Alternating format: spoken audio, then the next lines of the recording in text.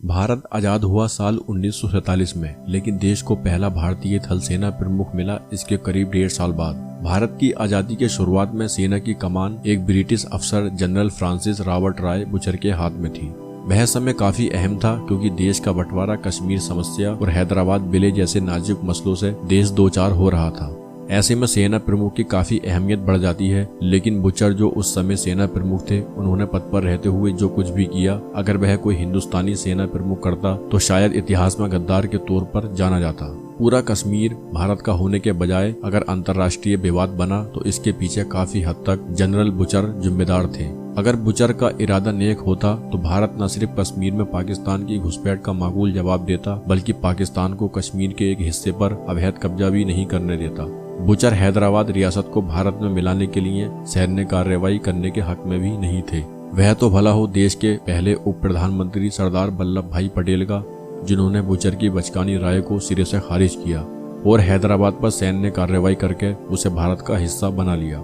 Butcher ने भारत के commander in chief यानी सैन्य प्रमुख की कमान 1 जनवरी 1948 को संभाली।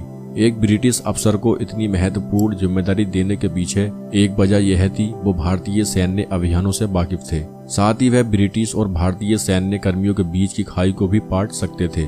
सबसे बड़ी बात, उस वक्त सरकार को लगता था कि कोई भारतीय इतनी बड़ी जिम्मेदारी नहीं निभा पाएगा, क्योंकि अंग्रेजों ने कभी किसी भारतीय को इतने बड़े ओहदे पर तैनात नहीं किया था। General butcher commander in chief का ओहदा संभालने से पहले भी सेना के वरिष्ठ अफसर थे। आजादी से ठीक 1 साल पहले वह पूर्वी कमान के general officer commanding in chief बने। लेकिन बुचर ने अपनी सबसे बड़ी नाकामी 22 अक्टूबर 1947 को दिखाई, जब पाकिस्तानी कबायली लड़ाकों ने कश्मीर हड़पने के इरादे से हथियारों के साथ घुसपैठ की। उस वक्त कश्मीर की जिम्मेदारी बुचर ही संभाल रहे थे। तत्कालीन प्रधानमंत्री जवाहरलाल नेहरू का उनसे बराबर पात्राचार होता था, क्योंकि वह उस समय कश्मीर में सबसे वरिष्ठ सैन्य अफसर थे, तो नेहरू उनकी राय को सबसे अधिक तवज्जो देते थे। भारतीय फौज ने पाकिस्तानी घुसपैठियों का डटकर मुकाबला किया, लेकिन बुचर ने नेहरू को इसके ठीक उल्टी रिपोर्ट बताई।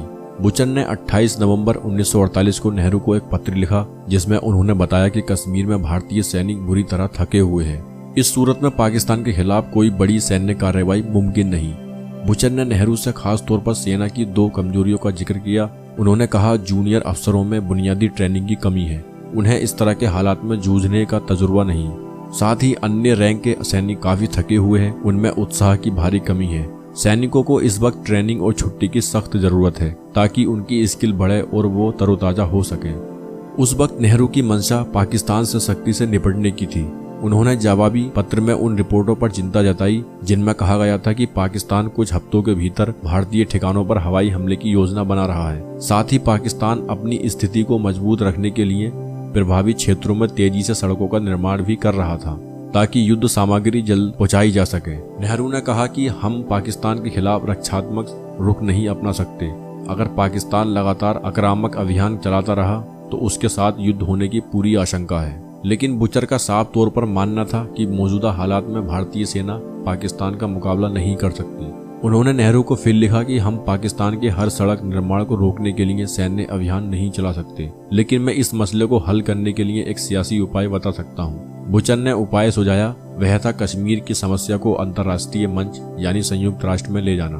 संयुक्त राष्ट्र के दखल के बाद भारत के हिस्से वाले जम्मू कश्मीर में 1 जनवरी 1949 को युद्ध विराम हुआ। उसी साल नेहरू सरकार ने जम्मू और कश्मीर राज्य को विशेष दर्जा भी प्रदान किया। जनरल बुचर ने हैदराबाद रियासत के शामिल होने के मामले में इससे पहले भी भारत को आघात पहुंचाने की कोशिश की थी। जब ये तय हो गया कि हैदराबाद के निजाम भारत में शामिल होने को राजी नहीं है और वह पाकिस्तान के साथ जाना चाहते हैं, तो 12 सितंबर 1948 को एक कैबिनेट मीटिंग हुई। इसमें तत्कालीन उप प्रधानमंत्री सरदार वल्लभ भाई पटेल ने हैदराबाद में सैन्य कार्रवाई का प्रस्ताव रखा। उस मीटिंग में बुचर भी मौजूद थे और उन्होंने फौरन खड़े होकर अपनी आपत्ति जताई। बुचर ने कहा, सज्जनों, आपने हैदराबाद के मामले में एक मुश्किल फैसला लिया है। ऐसे में आप लोगों का चेताना मेरा फर्ज है। हम इस वक्त कश्मीर में भी पाकिस्तान से लड़ रहे हैं और मुझे नहीं पता कि उस लड़ाई को खत्म होने में कितना वक्त लगेगा। अगर हम हैदराबाद में भी सैन्य कार्रवाई करते हैं तो हमारी सेना के लिए एक साथ 2 ऑपरेशन को संभालना मुश्किल हो जाएगा। इसलिए बतौर कमांडर इन चीफ मेरा सुझाव है कि आप लोग हैदराबाद में सैन्य कार्रवाई शुरू न करें।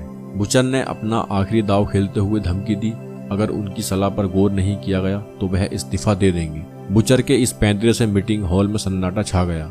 प्रधानमंत्री नेहरू भी विचलित और असहाय नजर आ रहे थे, लेकिन सरदार पटेल के मन में कोई उलझन नहीं थी। उन्होंने बुचर से साफ कहा, अगर आपको इस्तीफा देना है तो शौक से दीजिए, लेकिन हैदराबाद का भारत में विलय कराने के लिए सैन्य अभियान तो कल शुरू होकर ही रहेगा। भारत ने योजना के मुताबिक तय समय पर अपना ऑपरेशन शुरू किया और 1 हफ्ते से भी कम वक्त में रजाकारों को हराकर हैदराबाद को भारत में शामिल कर लिया। बुचर 1 साल से कुछ ज्यादा वक्त तक कमांडर इन चीफ के पद पर रहे। इस दौरान उन्होंने भारतीय सेना और नेताओं का मनोबल तोड़ने के अलावा कोई खास काम नहीं किया। बुचर का काला अध्याय 15 जनवरी 1949 को खत्म हुआ, जब उनकी जगह जनरल KM करियप्पा आजाद भारत के पहले भारतीय सैन्य प्रमुख बने। और इतिहास में प्रधानमंत्री जवाहरलाल नेहरू की यह सबसे बड़ी गलती थी, जो बुचर पर अपना विश्वास जताया, और कश्मीर समस्या आज तक जारी है।